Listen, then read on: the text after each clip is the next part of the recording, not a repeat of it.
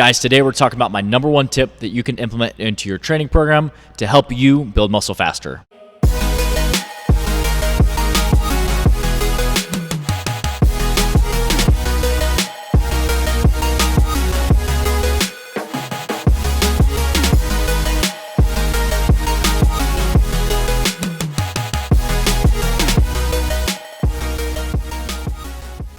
What's up, guys? Welcome back to the channel.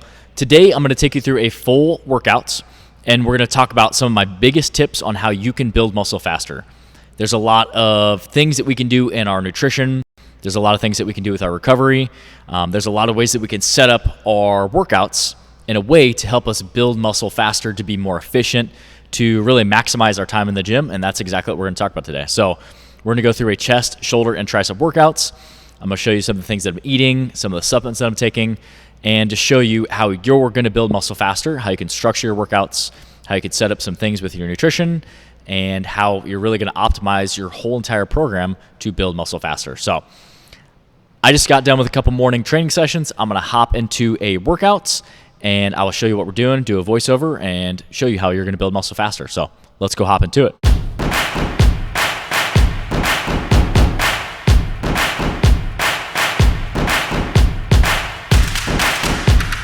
All right, so first things first, guys, we're going through a full chest, shoulders, and triceps workout. And today, the main concept with this video is the fact that you need to pick compound movements at the beginning of your workout on every single day that you're working out, and you need to overload consistently every week. So doing the chest, the shoulders, and the triceps, we're gonna prioritize the chest today.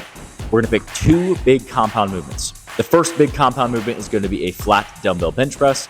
And then the second exercise that I did was a weighted chest dip. I've been doing a lot of flat bench press and incline bench press, the first two, so I'm switching it up, choosing two compound movements that I can focus on consistently getting stronger at from week to week. I did 4 sets of 6 with 110s, so I did 4 warm-up sets before I started that, so I was nice and ready to go by that first set of 6, keeping it really heavy. And like I said, this is something that you can track to continuously overload over the course of time.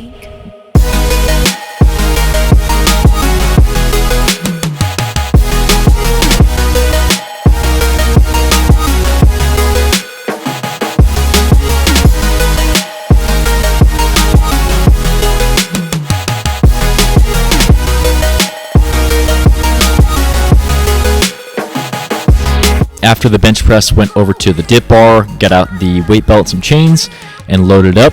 Did 4 sets of 8 on a weighted chest dip. I ended up doing 45 pounds. And even if dips are challenging for your body weight, that's perfectly fine. But this is a good movement that you can consistently get stronger at each week. In order to emphasize the chest a little bit more, what you're going to do is you're going to lean forward. So keep a pretty good solid lean forward. Feel a stretch across your chest, just like it was a bench press. And then you're going to drive through your chest almost like a push-up or a bench press type movement. I still lock out at the top. That lockout's going to emphasize the triceps, but I always think, you might as well go through a full range of motion. But chest dips are a really good way that you can focus on getting stronger, and that's the big point, is choose these two or choose 2 exercises at the beginning that you can overload. After that, went to a superset to focus on just the upper chest. So I supersetted an incline dumbbell bench press with an incline cable fly. If you don't have cables, you can always do dumbbells as well, or you can do a band, whatever you have access to. But this is a good way that you can hit the exact same muscle group. So we've already done 2 really heavy movements. Now we're getting to a little more volume, breaking down muscle tissue, hit some muscle failure, to where hitting 10 incline dumbbell bench presses, really focus on squeezing, hitting muscle failure. So I ended up doing 70s for all my sets. And then immediately going into 10 incline cable flies. It's going to literally hit the same exact part of the muscle, and it's going to be a really challenging way to fry out your chest and just break down a lot of muscle tissue. Because if we're trying to build muscle, yes, we want to get stronger, but we also want to place a stimulus, break down muscle tissue, and give our body a reason to grow. Just do the same thing every time.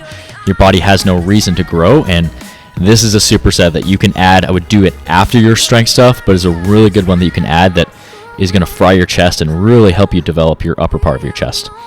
After that, going into a little bit of shoulder, so again, doing some accessory stuff. I did a cable reverse fly with a dumbbell lateral raise. On these, just focusing on both of them, just going straight to the side, trying to relax the neck, and just use your shoulders. This is going to be a good way to work the rear delts, especially that cable. I like the way it gives you that constant tension. And I really feel these very well. But again, if you don't have if you don't have cables, you can use dumbbells or bands or whatever you have. And then supersetting it with a lateral raise, again, going straight to the side. And at the top, what I'll try and focus on is to visualize like I had a pitcher of water, and I'm trying to turn and pour out that pitcher of water at the top. That's going to really emphasize just the shoulder. And I typically like to go right by my sides and out to the side. Some people like to put it in front, whatever you feel most. Play around with what you like best. And then the last movement that I did today, finishing off the triceps, was a superset. And on both of these supersets, the shoulder superset and then this tricep superset, I did 4 sets of 10 to 12 reps. So on this one, I did 10 to 12 reps of a reverse grip pushdown, palms facing up. And then once you get 10 to 12 reps, you're going to flip your grip overhand using the same exact weight and do another 10 to 12 reps. Again, is another superset that I wouldn't start the workout off with this, but this is a really good way that you can get some volume and really just hit muscle failure and provide the stimulus for your triceps to grow. The other day of the week where I'm hitting a push workout, I focus more on heavier shoulders and triceps. After that, my little stack that I got after the workouts for supplements, I do 1 scoop of our greens that also has some electrolytes in that water that I was sipping throughout the workouts.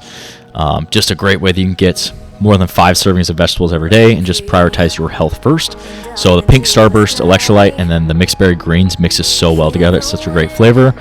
And then I also do 2 scoops of our Fit Grind chocolate whey protein. If you guys are interested in checking any of those out, head over to fitgrindformula.com. You can even use that GRIND15 code to save 15% off your first order. So go check it out. Thanks for the support for the brand, guys.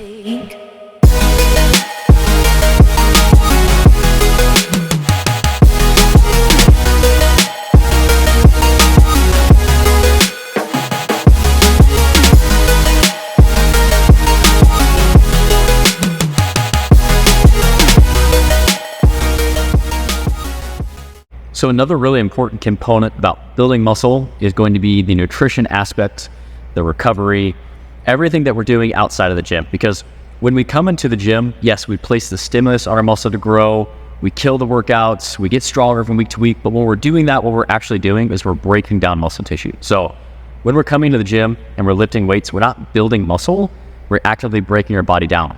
And it's what we do that 24 to 72 hours after the workout that's gonna help us repair muscle tissue, rebuild, grow back stronger. So during the workout, 0 muscle mass is being built. So we have to do things through our diet and our recovery to grow back stronger, repair, and build muscle mass. So the first thing that you can do, and this is one that you can literally change today, it's gonna make a huge difference. And I've talked about this numerous times before, but I keep stressing it because it is so important to at least eat 0.8 to 1 gram of protein per pound of body weight. So if someone weighs 200 pounds, they're going to at least get 160 grams of protein. Ideally, if they're training hard, they're trying to build muscle mass, they want to get 1 gram of protein per pound of body weight. So if you're 200 pounds, you get 200 grams of protein. Try to evenly space that throughout the day. So it's currently the next day after I finish up my workout, I had my post-workout protein shake. Using protein powder as an extension of your diet is a really good way to fill in the cracks and make sure that you're getting enough protein in your diet. Also make sure that you are structuring all of your meals and snacks around a protein source. So after I got done working out and working for the day, I went home, grilled up some chicken, and we had some chicken, some potatoes, some veggies. It had a good solid meal, right? A good source of protein. For breakfast, you can do Greek yogurt, you can do cottage cheese, you can do eggs. For snacks throughout the day, you can do beef, or you can do fish, tuna. There's lots of different protein sources that you can add into your diet. So you kind of just find something that you like. But each meal and each snack, try to structure those meals and snacks around a protein source. It's going to make it a lot easier to get to your 200 grams or 150 grams or 250 grams or whatever the amount of protein that you need in your diet. So super important thing that I keep stressing, that I know a lot of you have probably heard me talk about before, but I keep stressing it because it is something that you can do today that's going to make a huge difference. And a lot of times too, what I'll do is I don't currently track my macros right now, but I'll go back and see where I'm at just to make sure that I'm consistently getting my protein. So that's one thing I can challenge you, that maybe you're saying, hey, Jordan, I know this, I'm hitting 1 gram of protein per pound of body weight. Maybe go recheck and just make sure that you are, because if you aren't, it's something again that you can tweak that's going to make a huge difference. The other aspect of this too is just making sure that we are sleeping enough, that we're hydrated enough, that we're recovering. You can add in stretching and light foam rolling to kind of break up some of the muscle tissue to help reduce some of the soreness and just improve recovery. As far as sleep, you need to at least get 6 to 7, ideally 8 hours of sleep each night. You're going to rebuild, repair during your sleep. So that's something that is non-negotiable. You're going to make sure that you're getting enough sleep, and it's also going to help you come in and have energy and passion for your workouts. And then the other part of it too is just make sure that you're staying hydrated. I would ideally get half your body weight in ounces. So for me, I weigh 200 pounds. I'm trying to get 100 ounces of water and actually do a little bit more each day. And then on top of that, you can even use our Fit Grind electrolytes as an extension of your diet to make sure that you're hydrating. Because if you're somebody that's structuring most of your diet around whole food sources, you more than likely are not getting a lot of sodium through your diet. So that is a huge area of opportunity where if you are eating clean, you're not going to get the amount of sodium, magnesium, potassium that you need to replace what you lose through your workouts and through your sweat during really intense training sessions. So doing 1 to 2 scoops of our Pink Starburst Fit Grind electrolyte can help you replenish your electrolytes, because if you're drinking more water and you're pushing out electrolytes through your sweat, you're actually diluting the electrolyte level within your blood. So taking an electrolyte supplement is going to help you perform at your best. It's going to help you stay hydrated, and it's going to help you be able to come back and really crush your workouts. So again, a little thing that you can do that's going to go a long ways.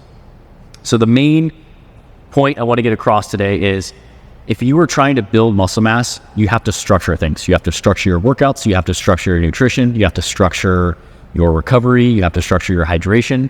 And if you're not, and you're just winging it, then you might not see the results that you want to see. So if you guys are looking for more structure, I do offer online training. So if you're not local here in Nebraska, but you'd like to create some structure or start working with me in an online capacity, I'd love to help out any way that I can. I actually have a link down in the comments in the description below.